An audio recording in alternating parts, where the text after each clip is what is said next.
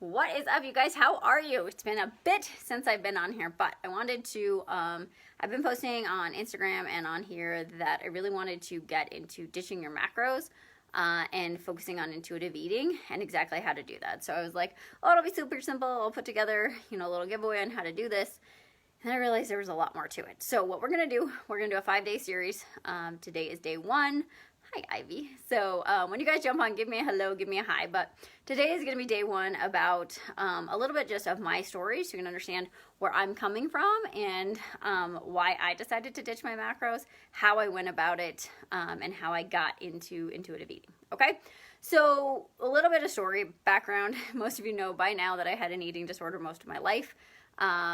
Not an eating disorder, well, sort of an eating disorder, but disordered eating. So what do I believe disordered eating is? So to me, disordered eating is constantly thinking about your food, constantly restricting your calories, either being in the diet shame cycle of just not having a healthy relationship with my body for sure, or with food. So for me, it was back and forth of this diet and that diet and whatever. Found CrossFit, went paleo for quite a few years, and that actually felt really good to me, and I was in a pretty good place with it. And then I had kids. And so once I had kids, what I realized was that after I had kids, there was this competition to lose weight, right? Competition, my own mental competition of how fast could I get my body back? How could I do all those things? So post Skylar, I started doing macros. And so for me, macros were amazing in the beginning because I had realized that a lot of people that go paleo, I was eating way more fat than I really should have been. So when I went to macros, it was a way better way to fuel my body. I was getting way more carbohydrates. It was making me eat more vegetables. It was a better place for me physically. And the weight started coming off really quickly. And so, I was doing pictures, which I did not want to do. I had a macro coach, and it was really great. And the scale changed, and my body changed, and I felt really good. And it was awesome, right? And then it wasn't. And this is what I've seen for so many people that go down this road is that you start to see results and things are going great. And then all of a sudden life plateaus, your body plateaus. Like I got back to where I needed to be. But for me, I had this unhealthy obsession with how can I make it better? How can I make it better? How can I make it better? And my macros then turned into something that were consuming me, right? So I was always looking at my phone.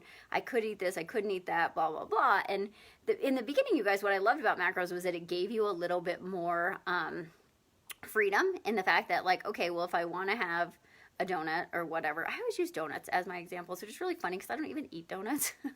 But if I wanted to have a donut, then it meant I had to have chicken and broccoli the rest of the day. So I liked that about macros because it wasn't so strict. It wasn't, wasn't Whole30, it wasn't paleo, it wasn't any of that stuff.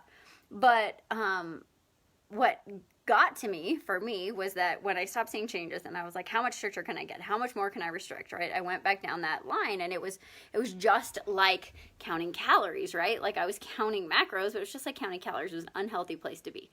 So I started to realize that I was getting, looking at this and now doing all the work that I've done, I realized that my macros provided me a sense of security, right? They gave me a way to control life a lot of times, but control what I thought the outcome of my body was going to be.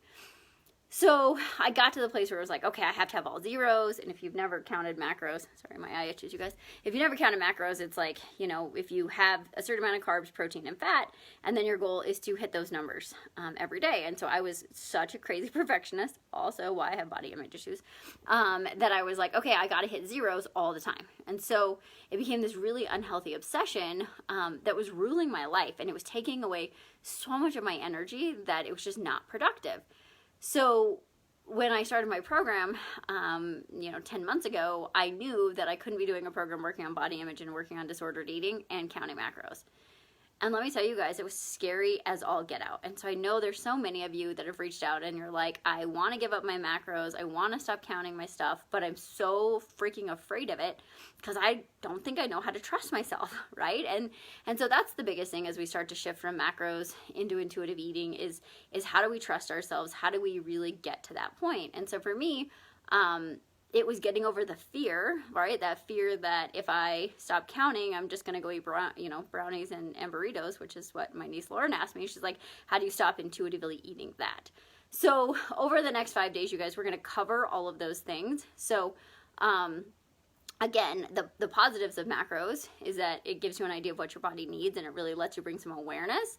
But the downside is when it becomes a controlling thing. And I know that I've had some other friends say, you know, I feel like I'm failing all the time because I can't hit my numbers and I can't figure out why I can't get back to them. Okay, that's not a positive relationship with food. It's not a healthy relationship. So I really want to help you guys break that. Okay, so this was day 1. I'm gonna look at my notes because I can't remember how the days are gonna go. Okay, so the fear, you know, the fear is that you can't trust yourself. The fear is that if you stop counting or if you stop tracking or whatever, that you're just gonna go off the rails and it's not gonna work. Okay, that is not going to work, and I'm gonna teach you guys how. Okay, so tomorrow we are gonna talk about what do we want the results to be from intuitive eating? How do we want to feel at the end of this, and what's the process gonna feel like? Okay, because it will be a process. We're also going to talk about your goals and how you get really connected to your highest self and how you start to shift why you eat food into raising your vibration and being at your highest best self versus losing weight, because that's a whole different shift. And then we're going to talk about really what it means to eat for health, hunger, and happiness, and not just for fueling our bodies, because so many of us have been I don't know, blindsided by that, like food is only fuel. Well, it is fuel, but it's not only fuel, and let's be honest, that's not why we all eat all the time. Okay, day 3, we're going to talk about how do we develop boundaries and rules around food, because yes, if you're going to be intuitively eating, you've got to have some boundaries, or you may just go eat brownies. Okay, so what's the difference between boundaries and rules? We've talked about that, but we'll go into depth on how you do that and how it makes sense for you. We're going to talk about losing the idea of food being good or bad, or you being good or bad. And then we're going to do some intention and future casting. Okay. On day 5, we're going to talk about getting super connected to your body. We're going to talk about how do you actually release the stories that you have around food and body and yourself and your trust, so that you can get connected and actually understand physical versus emotional hunger cues, and lean into them so that you can trust yourself. Okay. And then we're also going to talk about how do we track those sensations, and then what are the other parts that go with it, because if you're making these changes, we've really got to make sure that we're looking at the other things in your life, such as water, sleep, stress, anxiety, all that good stuff. So that's what I've got coming for you guys.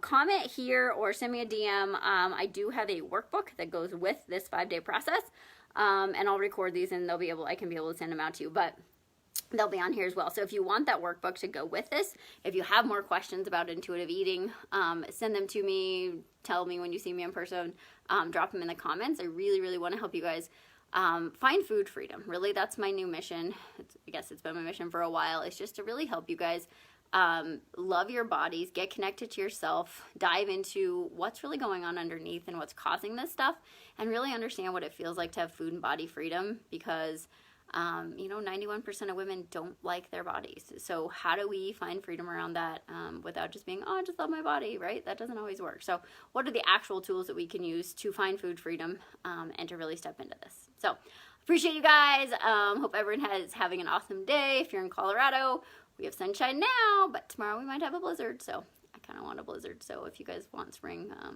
don't get mad at me, but I kind of love blizzards. So anyway, all right, guys, I will see a lot of you at the gym tonight, and I'll talk to you guys soon.